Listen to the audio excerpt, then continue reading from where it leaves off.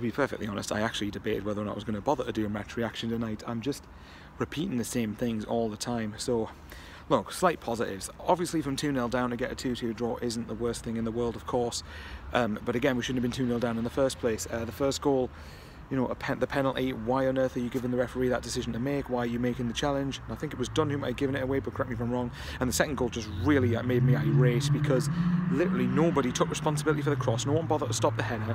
At least, obviously, and I know I'm saying this probably out of, you know, raw emotion here, but at the end of the day, that goal shouldn't be going in from our perspective. Why are we not dealing better with it? And it's a common recurring theme here that we're always waiting to either go behind, or we're trying to wait for the other team to tire out before we actually start playing. And the annoying thing is, the best spell of the game was between 2-1 and 2-2, because that is where we showed what we are capable of. This is why I keep on saying, on paper, we have the best team in this league, or at least one of the very best teams in this league, because you know that if we can turn on the style, we can beat anyone. We can pretty much beat everyone in this league if we put our minds to it. Accrington Stanley, when they were 2-0 up, fully deserved the lead, by the way. I'm not going to knock them for it. You know, they got in our faces and do what most teams do when they come up here, but you can't fault them for that. We need to start rising above that.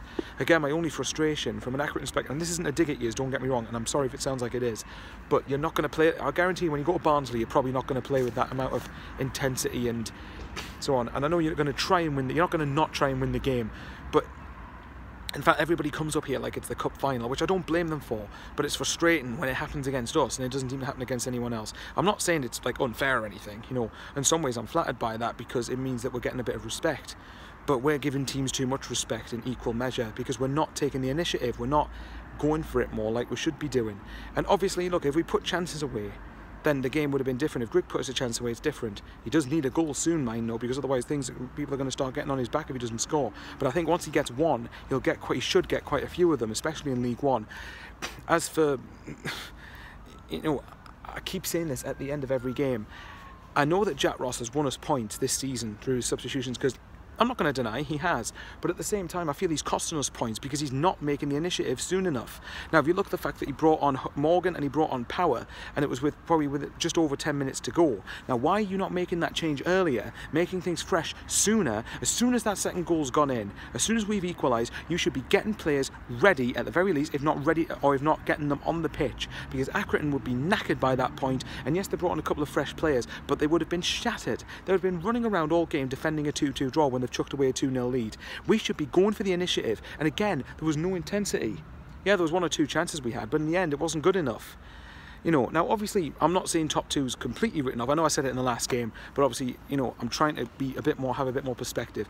If we continue like this, we're not going to get top two. But the thing is, in football, anything can happen in the next so many games. But we have to start showing our quality, because we have got quality, and I'm sick of these not good enough comments, because we have got the team to be doing better than this, and that's the frustrating thing. And don't tell me it's not good, not because they're not good enough, it's because sometimes they're not showing as much will and intensity as their opponents are. If we match the intensity, we'd win almost every game, or we'd win a good majority of them at least. Every time we don't win a game, I always want the next game to come round again very, very quickly. And so we've got another home game on Tuesday, but really this was the point where we needed to actually put a run of wins together, you know, and we've already took 2 points out of home in the last 2 games. Now, even if we beat Gillingham, we're way short of what I wanted. I wanted 9 points, or at the very least 7, you know, but we've got to go on a winning run now. There's absolutely no excuses. We've got to hope now that teams slip up, and we shouldn't be resorting to that. Look, season's not done yet, obviously. I'm saying this out of frustration. I might get a bit more perspective when I calm down fully, but let's see what happens. Hopefully we'll beat Gillingham, and that's a start. See you later.